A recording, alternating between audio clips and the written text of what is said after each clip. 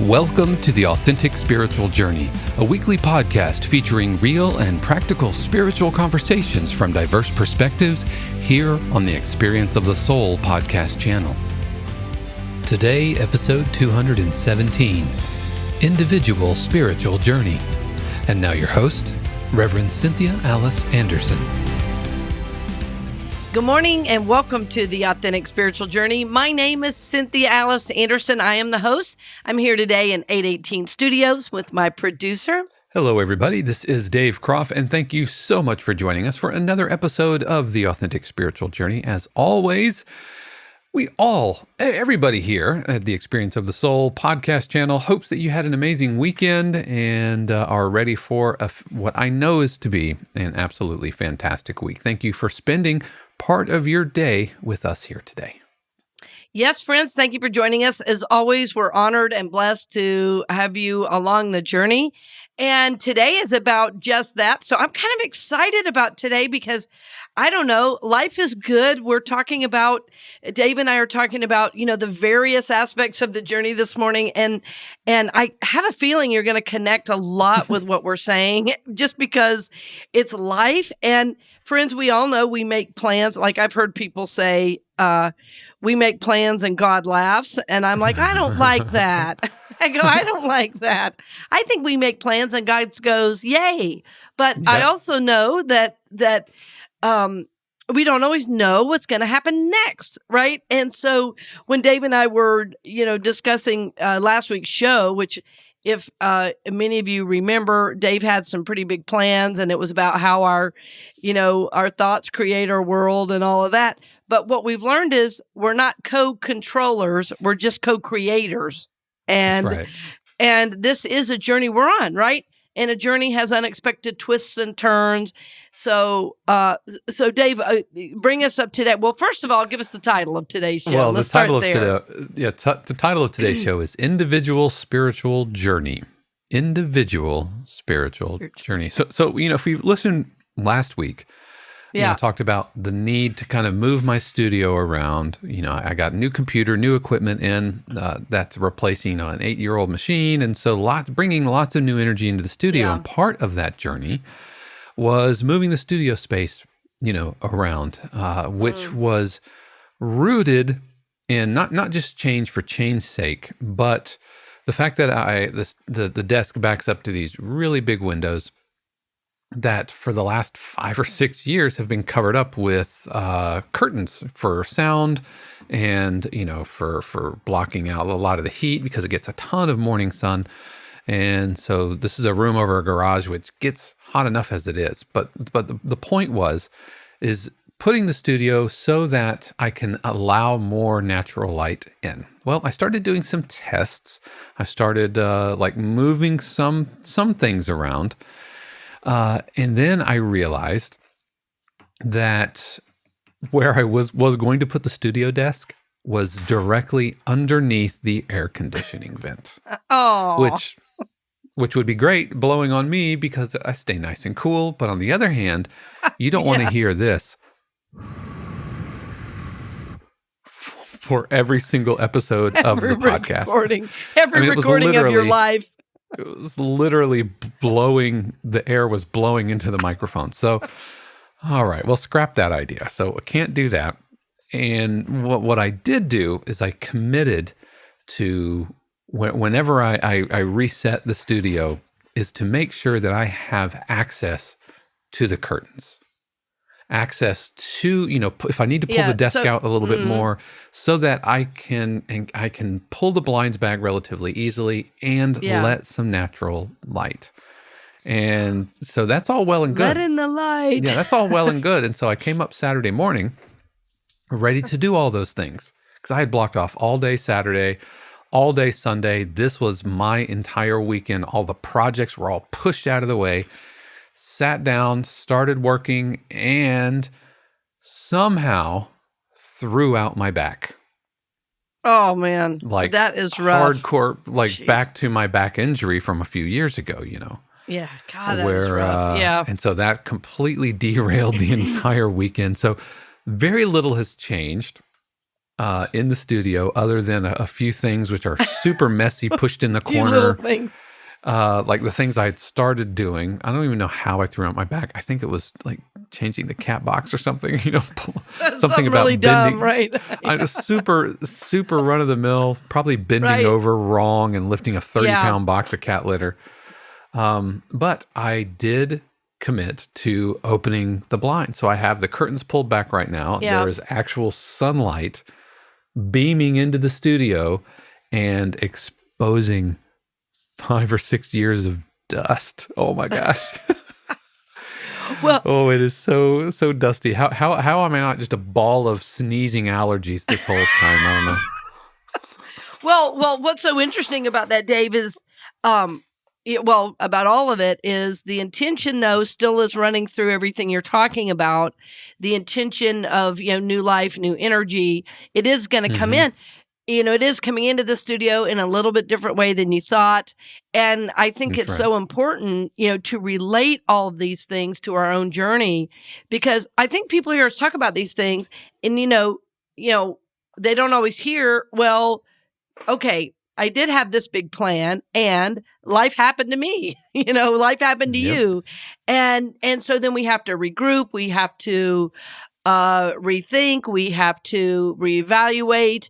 And I'm saying these things because we do these things from a spiritual context, not just in the mind, but we are saying, Right. well, okay, right? I mean, that had to be part of your process. Yeah, when I was really disappointed because I was looking forward to Yeah. moving the studio around. And so it was a real drag when I realized, oh, hey, I can't put my microphone right here. But it forced me to kind of boil down to why did I What? want the Yes. studio Yeah. different? Like, what was the real motivating factor there? And it wasn't, just change for change space. It Right, was right. because I wanted this light, this giant window, which I have literally like covered for the last 5 or 6 years. And so I can still accomplish those things. I can still do that. The desk position doesn't keep me from doing that as long as I don't put things in the way. I don't get in my own way so I can still have those things. And so we'll give it a shot. Yeah. Yeah, I like what you said though about it kind of cause you to be super clear. And I think anytime we hit a little roadblock, it causes us to pause. That roadblock, or that seeming roadblock, I should say, that causes us to pause is always good for clarity. We don't necessarily just have to like force everything through, because you could have, Dave, said, screw this, I'm doing, pardon that word, but screw this, I'm doing it anyway. So Dave, what you could have said is, no, I don't care if I hurt my back. I'm going to invite a friend over and I'm going to make him do it.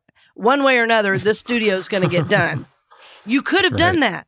You could have done that. So I like the way you went about it. I think it's one of the reasons we've been friends for so long is I like the way you think. I've discovered that the people I've surrounded myself with are all really good thinkers, the people that are important in my life. I love the way they think through things. I love how they don't overreact. If there's something that happens, they pause, they think about it, they readjust. And that's what I love about everything you're saying. Because I think in our world today, the tendency is just force it through anyway. And as you said, that would not ultimately have even served you had you forced it. No, and I'm glad I thought to like run a couple of tests. Exactly. As far as That's moving, what I was. that would have taken the entire weekend moving the studio and then sit down and then hear. I would have been absolutely crushed and angry at myself. What I was going to say. Yeah, that's what I was going to say. That would have been a bigger disappointment. And I think what happens on our larger journey things, I just wanted to use this as an example, because when we have this idea and we're heading this direction and something doesn't happen the way we want, we go, maybe I'm doing it wrong, or maybe God doesn't want me to do this. Like we start catastrophizing rather than just going, wow, I wonder what this is about. I wonder, how I should readjust, and calling it the blessing that it is ultimately, but we just don't control every single thing that happens, Yeah, like what's the real thing Like cut to the Yes. quick of what really Yeah. needs to change here. Is it about where I'm physically sitting? Is there some feng shui kind of thing happening? Not necessarily, but it's about having more light. It's about resetting. It's about gaining clarity of what's going on in this space so that I can better be more creative, better serve my clients, better, all of those things. Yes. Yes. And so I'll just, as far as like throwing my back out and everything, I'll just take care of this next week.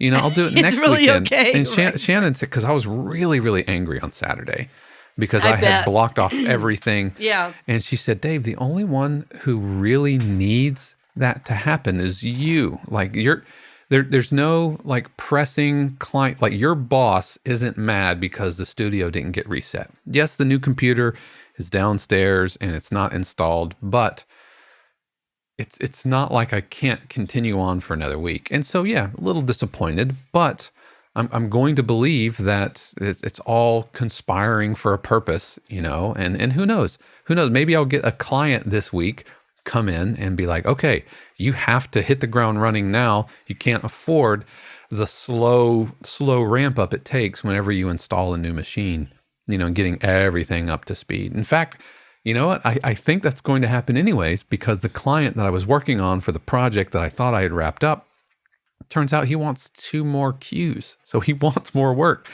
So in the end, it's probably a good thing that I haven't reinstalled, like I haven't done the computer install yet. I'm amazed to hear that, and then yet not at all. That's just how the journey works. You know what I mean?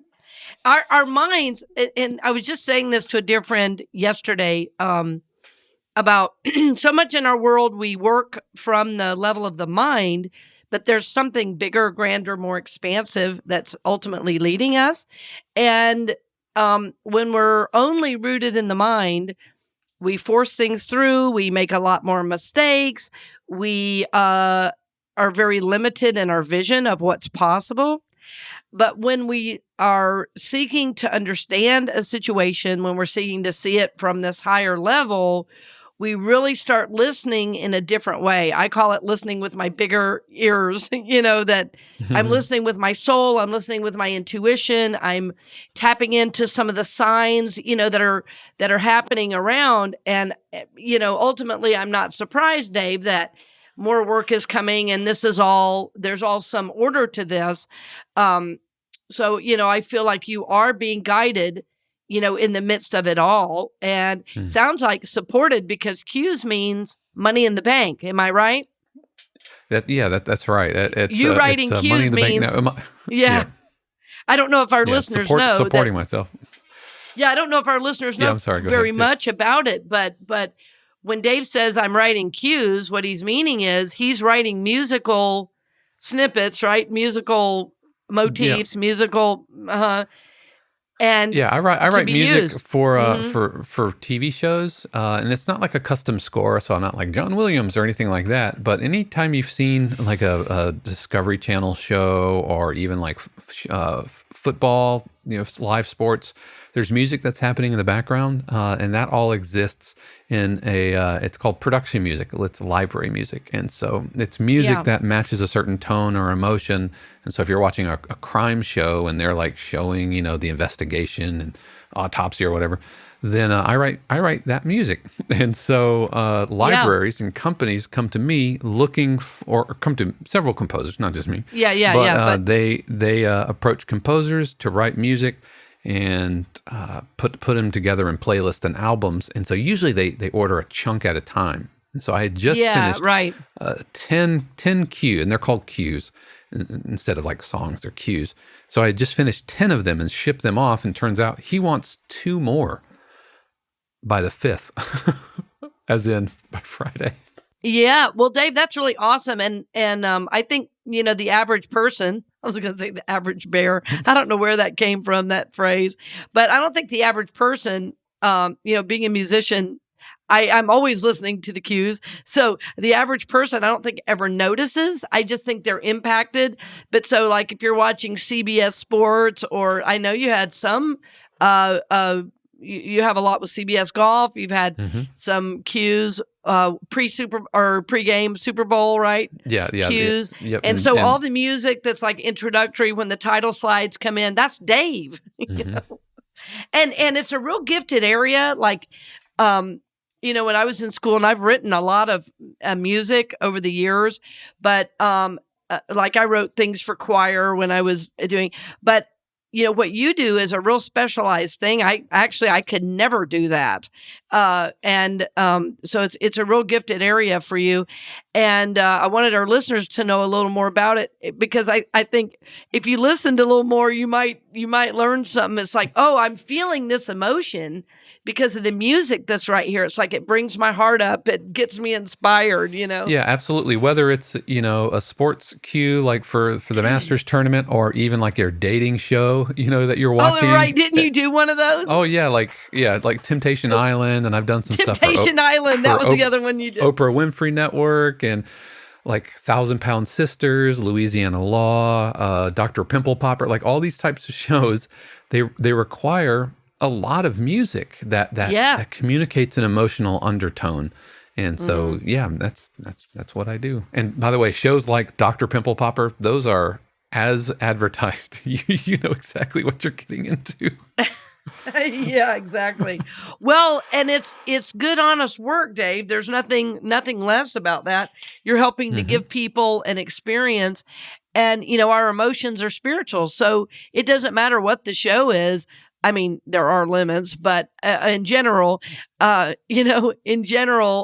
say that work that you do, is a real blessing, and it blesses you, helping to provide for your family. So it's like, as we're talking about the studio, I wanted you to go into that a little bit, because this is not a small thing. It's not like, oh, hey, I'm in here on the weekend. This is how you make your living, having your computer, having your microphone, the right lighting, the right vibe, as you are working with people all around the country or around the world, creating this energy. You have to be very comfortable. You have to be at peace. You have to feel connected. And, what I was so excited about for you is, I know you give to a lot of people. Like, people wouldn't know that necessarily about you, but you really give a lot to friends. You give a lot in the way of discipleship. You give a lot to your wife. You give a lot, to your mother-in-law, and who lives with you. So I think your studio space is super, super important, because of it supports you. You know what I mean? So So as we're talking about all this, and you having to readjust, that's why it was no small thing, right? That's why there was a lot of energy around it. That's Dave's space, and nobody else really, you know what I'm saying? I get that about that. Yeah. In another life, it would have been called like a man cave or something like that. But it's not just a pool table and that's what I'm St. saying. Pauli It's not girl like right. LED or whatever. Right. It's sign. not just right. It's not just a man cave. It's Dave's haven. You know what I mean? It's where you work. Yep. It's where, if you want to do video games on a big screen, you can do that. It's where you can watch a movie. It's where, if you want to rip it up, you can. Yep. And again, it's where you make your living. So I just really am excited about the transformation, because what I keep seeing and feeling, and this is what I was saying on last week's show, is that this is going to be really important for the kind of work you draw, because friends, any change that we make shifts the vibrational reality, of what we're living in. So I remember when I upgraded my computer, all of a sudden I got new clients. It just happened, like almost like at the same, it was like within a day or two, different clients started calling out of the blue. And I still work with those people today. They've been such a gift in my work and in my life. I work with really incredible people. Like, somebody said to me the other day, well, do you ever get tired of working with people one-on-one? And I said, no, because I have fabulous clients. Like, they're helping their families. They're almost all of them serve other people. They, so anyway, but it was an upgrade of my equipment that all of a sudden drew more clients. And so for you, I just keep seeing that. I just feel like like nobody asked me what I thought, but in your career with the way you're going about this, Dave, even more work is going to come. And you're already telling us you've got to get was it 2 more cues by Friday? Yeah. Yep. Yep. Two Yeah. more by Friday. Probably they'll be delivered on Wednesday so that I can do all the final deliverables on Friday, because everything is due on Friday. Right. So that's what I'm saying. That does not surprise me at all, because of you changing the vibration around how you're even looking at it. So, friends, I hope you're hearing, though, how this is a journey, and how Dave didn't just go, oh, yes, I'm going to do this, and all was well, and there were, sparkly stars around everything. It was, okay, I hurt my back. Now I've got to readjust and, step back, pause, regroup, and then move forward. And then also seeing, the grand plan starting to unfold that your mind couldn't know, in the short term. So we're going to talk more about this and more about my journey to unity, actually, right after this brief message. So we'll be right back. I invite you to the wonderful book series that begins in August called Tears to Triumph. Tears to Triumph is an amazing spiritual book by the acclaimed author Marianne Williamson. Tears to Triumph is really a book about spiritual healing from the modern plagues of anxiety and depression, and it'll give you some wonderful new tools for healing, some practical exercises, and of course, support for your soul's growth and healing on every level. So I hope you'll join us in the month of August. What's so wonderful is at Unity North Tampa, I'll be doing the message, so you can catch that online on YouTube at Unity North Tampa. And the class begins Monday, August 8th at 7 p.m. Eastern online. For more information about the class, please go to CynthiaAliceAnderson.com and go to courses, and there will be more information about our class. The great news is we're offering this class on a love offering basis, and the offering will be going to Unity North Tampa. So blessings on the journey, dear friend, and I hope you can join me for Tears to Triumph on Mondays in August. And welcome back. I hope on the break you were, thinking about this. And of course, friends, we want you to relate this to your journey. And Dave and I have really discovered some of the best shows we get comments about are the ones where we're just sharing, some of the ups and downs. And I think it helps us feel, connected and not alone in the journey, because it's so easy when things don't go exactly as we plan to feel as if we did it wrong. Yeah, and like I said, I was so angry on Saturday. Like I was mad, tearfully angry, not just because I can't work in my studio, but having re-injured. Feel like I re-injured my back. Your back. And that's slow process back. I'm like, I can't. I have way too much to do with my life than to go back to physical therapy and all that. And I am doing better today. I stretched, I started doing my physical therapy, just in bed. I'm like, okay, I know what to do here. I know what to do. But yeah, you just got to roll with it. I just had to roll with it. Yeah, I think that's really, really important. And the other thing I hope our listeners will think about doing, because I do this fairly regularly, where I look back on how I got to where I am. I always at the end of the year, do a real retrospective on that year, and it tends to bring up other things, from the past. But recently I was asked a question by my son, actually. I was really surprised. But we were talking about what he wanted to do, if he had a plan, kind of where he was headed in his journey. Because my son has a lot of great things going on in his life. And I really see at 15, he is really beginning to own his journey in a different way. He's always been very engaged. I mean, when he was 5 years old, he set up a bookmobile at the church and set it up on his own every week. He got the table and he put out the books, and he, traded out books. And when he wanted to sing on the music team, he showed up at rehearsal. And, so he's always had a drive that was totally his own. But now that he's moving into higher ages in high school, not only is he, driven, he's seeing into the future. And so it was just where are you at and what are you thinking? Because as his parent, I really want to support his next steps. And it was a dear friend who said, yeah, have you thought about, this or that? Or what are you thinking about college? Or is it too early? Things like that. So he was telling us, about his journey and everything. And then he looked at me and said, well, Mama, what do you think about your journey? Looking back, would you have done anything different? And I said, well, that's a great question. And I was sitting there thinking, I was just eating tacos. I didn't know I was going to have to think about my journey right now. And he asked sometimes my son, it challenges my mind. He's so smart that at times I'm like, how is he thinking about this right now? And I said, well, like, what are you thinking? He goes, well, have you ever thought about, as you look back, should you have stayed in music? And I said, well, I never thought consciously I was going to leave music. I felt in so many ways, because some of my, childhood was so rough that music really saved my life. Being involved in the church saved my life.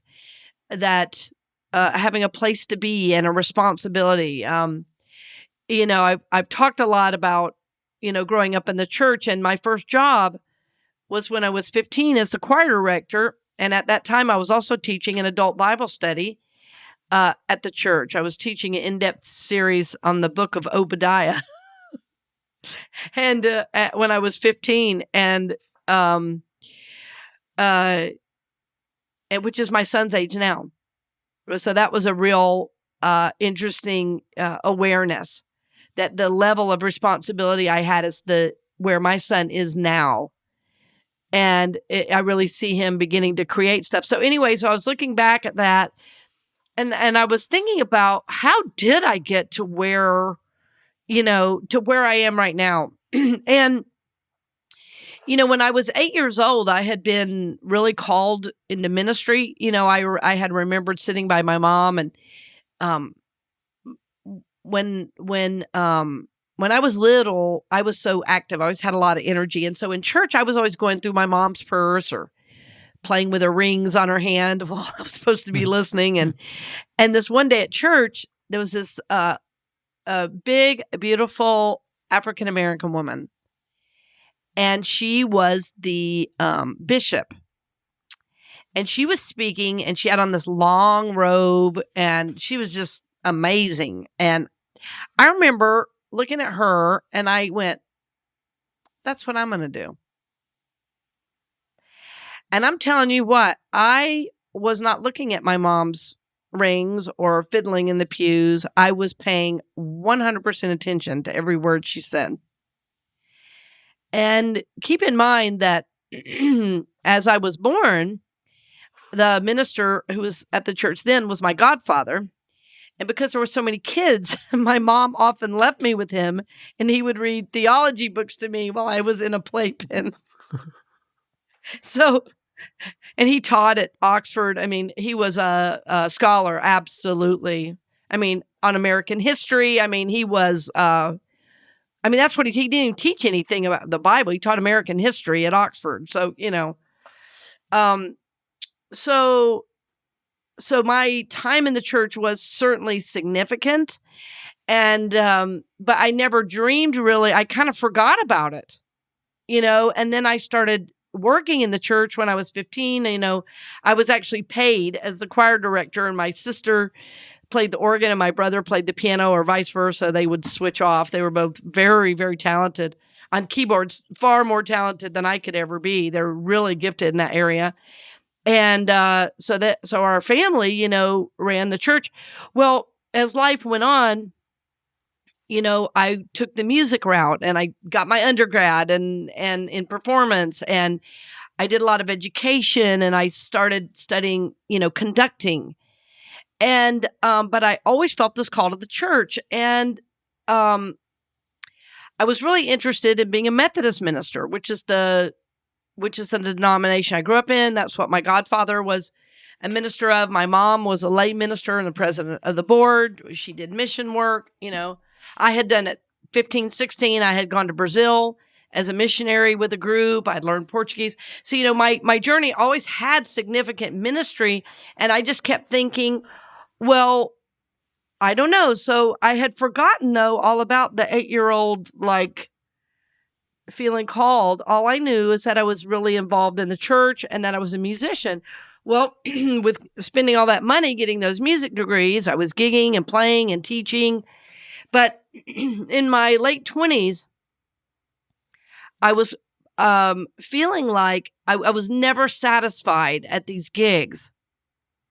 And I was doing a lot of theater stuff. I was doing a lot of world music. I mean, most people would have been thrilled with the life I'd created for myself. I was working in the Methodist Church. I was working one-on-one. I was conducting the youth orchestra. I mean, it was I had really created a great career for myself. But something was missing. And one day I was driving over in Bellevue, which is where I was a conductor. And I went by this church. I thought, I'm going to go in. And I went to the church and said, can I just pray in here? And they said, sure, you can pray in here. Do you need anything? I said, no, I just need to pray. And I was like, I don't know. This is weird. But I belong in a church. It's just like, what am I doing? So about that time, I heard about there was a Q&A. You could find out about ministry in the Methodist Church. And so I went, and there were a lot of people, men and women, and it was about seminary and all that. Well, I started, asking questions, and I thought, okay, I'm gonna name the elephant in the room. And I said, what if you're gay? Can you be a Methodist minister? And they said, well, you can be. You just can't say anything about it. I said, in other words, you want a minister to live an inauthentic life with their congregation. And he didn't know how to answer that. And I said, I will leave right now. And so I thought, maybe ministry isn't for me. And I just need to be a musician. And in the church, I'm good enough to be a musician, but not good enough to lead a congregation. So that was a pretty big hit, And I was in a gospel group, and I was helping another friend of mine who was a composer who wrote a gospel musical. I was helping her. I was still gigging and everything. So I thought, all right, forget it. I'm not going to do ministry, whatever. But I thought, but musically, I've got to go another notch up. So I either need to do something like Stomp, or I need to tour, or I need to get in an orchestra. I need to go the next level, because even though I was gigging and I made a great living for myself, I also was a booking agent for an opera company. I was doing several different things at the time, working with a lot of great musicians. It's just, I loved it. But I felt like it was never where I was supposed to stay, So anyway, about that time, a little bit after this Methodist, the Methodist burnout, a Methodist church called me out of the blue and said, would you come here interim and get our music program going? And I said, sure. I thought, whatever. They're going to pay me. I know I can do this in my sleep. No problem. So I was doing that on the side. In the meantime, I'm helping these other composers and stuff. And this woman goes, one of these composers, she said, I want to invite you to my church. And I said, well, what is it? And she said, well, the name of my church is Unity, Seattle Unity. I said, well, I've never heard of Unity. I've grown up in the church, and how could I never have heard of this? She said, well, it's really different. and you belong there. And I said, what? I said, I doubt it. I said, I'm really questioning my place in the church in general because of the judgmentalness, the politics. And, my grandfather and great grandfather had been ministers, and my grandfather left because of the politics. I mean, he was brilliant. He'd been a missionary. He spoke 7 languages. He was over it, So I just was tiring of the whole thing. And I said, anyway, I can't come to your church. I have a church job. She said, I'll pay you to come. I said, what do you mean? And she goes, I'm going to pay you to come perform this new song I wrote. I want you and Jason. This is another guy we worked with. I think she had a crush on him. But anyway, she goes, I want you and Jason to come. You can play drums. He'll sing with me or play piano, whatever. And we'll do a little trio thing for my church. I said, you got it. Well, we went to rehearsal. And as we were in rehearsal, this woman came in and sat way up in the balcony. This church held about 600 or 700 people. Well, it turns out about that time, I was looking for a place to live.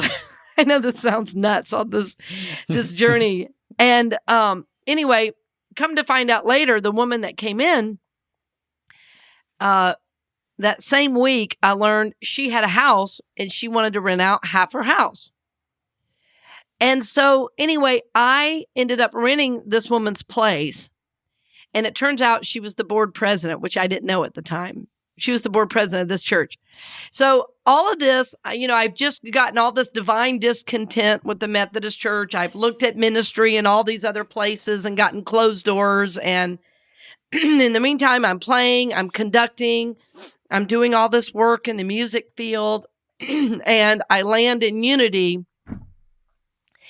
And I do my first service. And I thought, I don't know what this is. And I went home after that Sunday and I wrote my resignation letter for my church job. And it was so funny. I was like, I don't know what this is, but I know I'm supposed to be there. And so that was the same week I moved into that new house. And I was just unpacking boxes. And the owner came in and said, you're not going to believe this, but I was just at a board meeting and we approved hiring a drummer. And if you want the job, it's yours. And I said, really? Well, I just quit my job at the other church. And they were going to pay me more at Unity just to play the drums than to do the whole thing. And I thought I could get used to this. So because I was hired immediately on the praise team, I met all the ministers right away and was a part of leadership right away.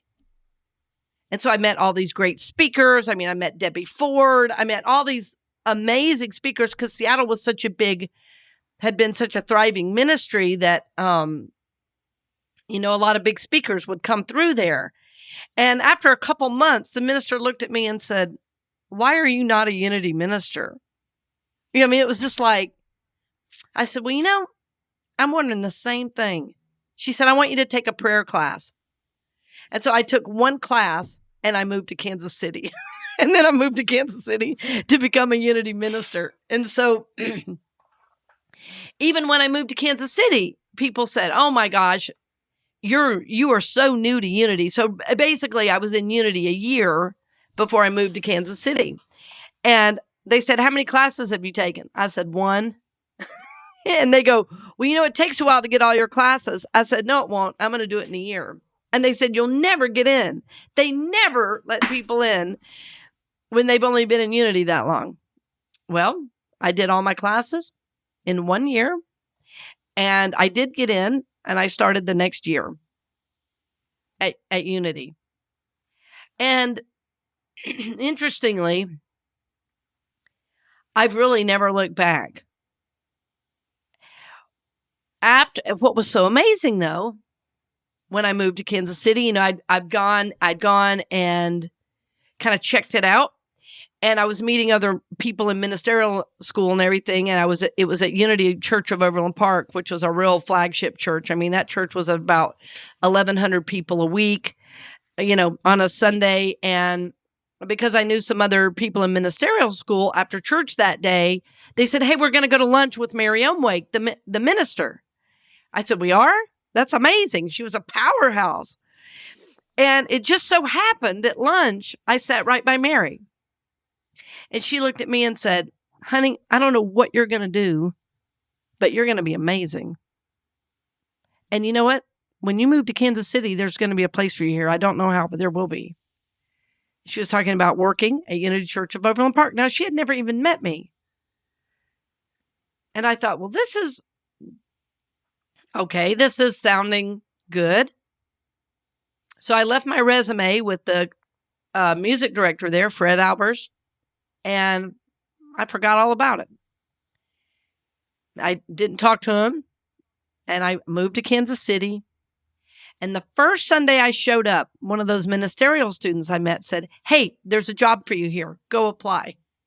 I mean, I walked in the front door, and that's what happened. I had not been there, I bet, 2 minutes. And she said, "There's a job for you." And I said, "Well, what's the job?" She said, "It's working in youth ministry. Haven't you worked with kids and music and all that stuff?" I said, "Oh, yes. Yes, I've worked with kids my whole career." She said, "I'm telling you, this job is for you."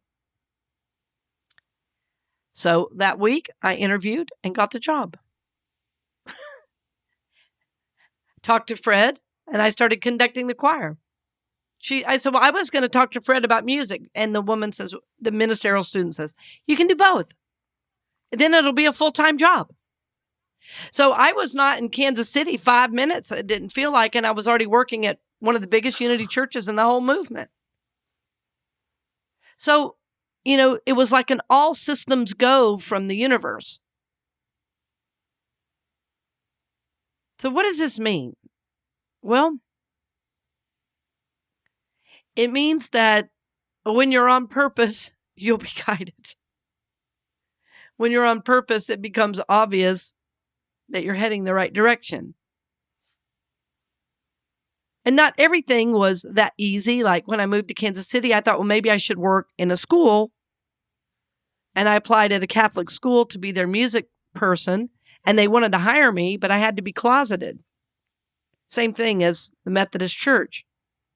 And of course, the woman interviewing me was gay. And I said, well, I don't live a closeted life, so that's not going to work. And it was great money. I had to turn it down. But then that was like the week before I went to church. And then I went to church and got offered the job. So it was like, so my journey was so guided that I didn't really have time to turn back, I guess. But what has taken me a while to do in Unity is bring my music and my ministry into a place where I could be both. And I'm now doing that at Unity North Tampa. I'm getting to music direct and be a minister. And I'm having the time of my life. It's so fun. So I don't know what hearing that will do for any of you, but my son felt that was quite a story. And I said, well, even you, yeah.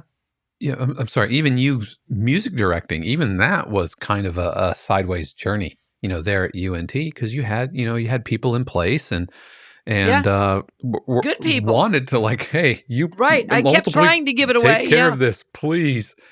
But just, I guess the universe just saying, this is yours to do for now. Is that kind of how you're feeling about that? Yeah. And I don't know how long I'll do it, because as the church grows, I won't be able to do both. No. Right. As the church grows. And, just last week we had, I don't know, 112 in person and 49 online. So, I mean, my job as music director is short-lived, but it's been really fun. And the quality of musicians I'm working with is so amazing. Mm-hmm. And it's funny because I mentioned my friend Fred Albers, and, the first Sunday in August, he was in guest music directing. So, I mean, we are still friends, 25 years later. We're still friends, good friends. I would say he's one of my closest friends to this day, and such a part of my journey, But yeah, I know that I will give that up again. But there was something about coming full circle about that. Who knows? I mean, one day I may leave ministry totally. I always say, I can't predict. I didn't predict going back into ministry. I knew I needed a break, and so many of you who've been with me a long time have seen that, that aspect of my journey, and I just trust and move forward. So yeah, I don't know what'll happen next, but what's so fun is I don't have to know. I'm just along for the ride. And as I trust, as I listen, as I move forward, my way is made clear. It's made clear by yes from the universe. It's made clear by financial support. Like on this show, for instance, every month I say, Spirit, am I supposed to do next month? And enough money shows up for me to do another month. So, it's, this is my desire. This is my work. But if it ever gets to the point where I'm the one only giving, then I know it's time to stop. And I know that this is, as you know, I love to give and I love to bring my message to the world, but I'm already doing that so many other ways. It's like I don't have to do the podcast. I don't have to get up at 5:30 every Monday morning. I could sleep in. But I feel like we're doing something of value, and it's really supporting, souls. So we're going to make this that's a part of my journey as long as it's supposed to be.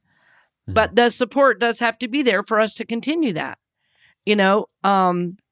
So friends, I hope you've connected with this today, with this journey, with hearing Dave, with hearing a little bit of my story, and just hearing that, your journey is going to be guided. And there's going to be times where you're going to have to stop, regroup. There's other times you're going to have to say no to certain experiences. There's other times you're going to have to go, wow, this is a yes, yes, yes from the universe. And then you get to ride that wave too. So our hope for you is that when you have to pause, when you're hitting seeming blocks, you don't get discouraged. And that when you're getting that yes, you move forward with faith, to do what's yours to do. Know that you are guided, in what you're doing. And maybe you and only you will understand those signs. Not everybody understood when I left my music career. Some people thought I was nuts.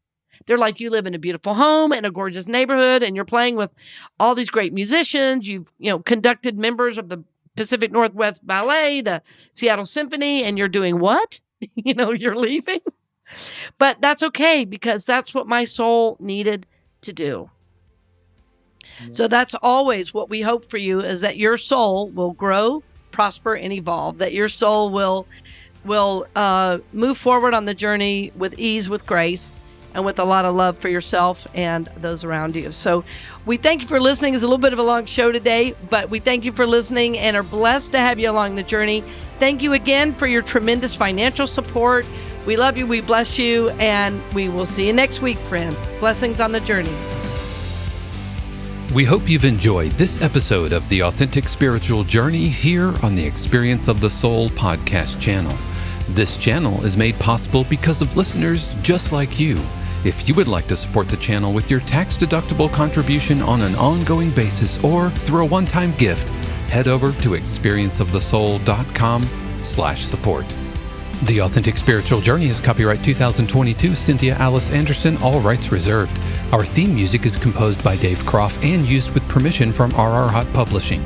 The Experience of the Soul podcast channel is a production of 818 Studios.